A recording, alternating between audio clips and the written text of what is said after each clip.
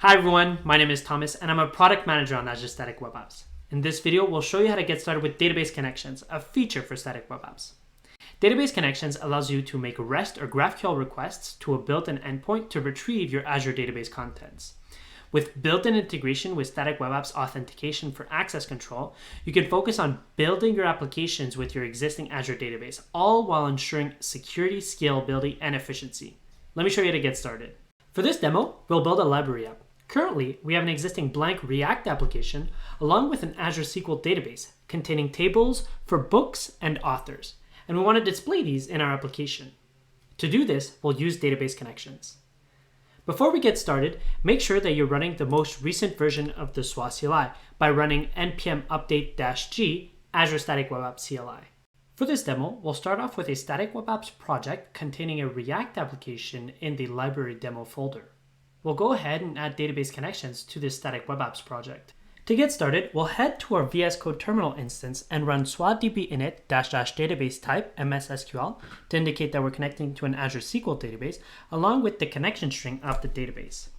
This command is going to initialize the configuration files that we need for the database connections feature. As we can see, this will create our swadb connections folder along with our configuration file, which contains parameters for our data source, our runtime, along with our entities. Let's go ahead and update our entities object. Here, we'll add the book entity, which will have as source the dbo.books table, along with basic permissions, allowing any user read access. Now, we'll start our project with the SWA CLI. We'll run SWA start, starting our React application, and pass along the data API location parameter of swadb connections, which is our folder name for our configurations. At this point, the SWA CLI is serving our database contents on the /data API endpoint. As an example, I'll make a fetch request to the /data API /rest/book, and we can see that we're receiving the contents of our database for the book entity. Let's go ahead and update our application to make use of this /data API endpoint. I currently have a book list component which renders the books array. When this component mounts, it calls the fetch data, and I'm currently setting books to an empty array. But instead, here, we'll make a fetch request to the /data API /rest/book endpoint, and we'll set the books to the returned value. When we refresh our application, we can now see that our books content from our database is being displayed, and we can see that this information is coming from our fetch request to the /data API endpoint. Now, we want to allow an admin to create, update, or delete books. Let me show you how we can easily add this functionality using database connections, built-in authorization, and access control. Let's head back to our configuration file to update our book entity's permissions. In this case, we'll add this permission, which will allow any admin users to have access to any of the CRUD operations on the book entity.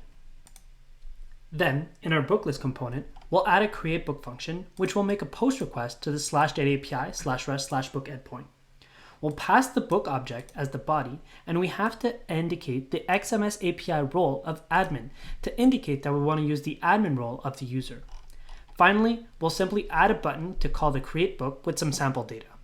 Now the last step is to head on over to our navbar to add a login button. This will allow users to log in with Static Web Apps authentication, which is what Database Connections uses for its authorization.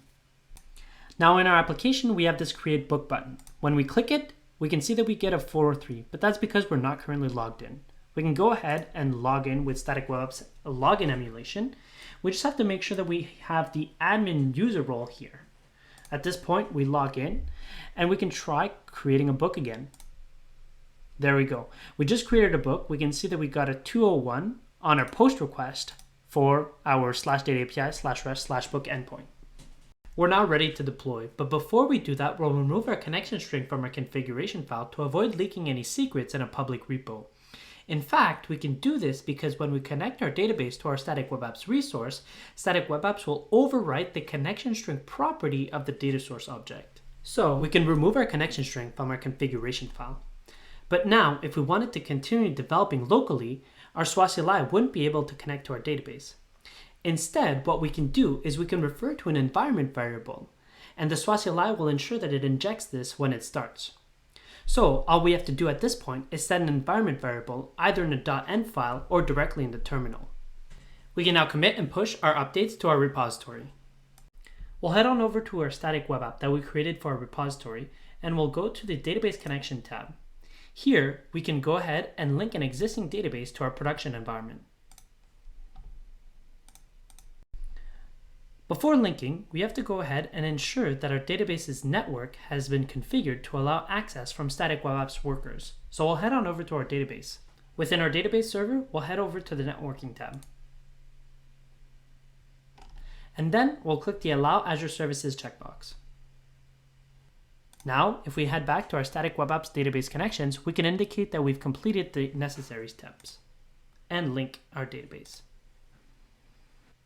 Now we've configured our database connection for our static web app. We can go ahead and check it out in our static web app, and we can see that we're receiving the data from the data API endpoint, and it's behaving exactly as we've developed it locally, with anonymous users able to read books and admin users able to create books as well, with the built-in authorization for database connections.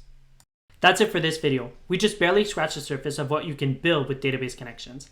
In a follow-up video, we'll show you how to get started with database connections, GraphQL, and relationships functionality. In the meantime, the full documentation of the feature can be accessed at these links along with some samples. We can't wait to see what you'll build with database connections.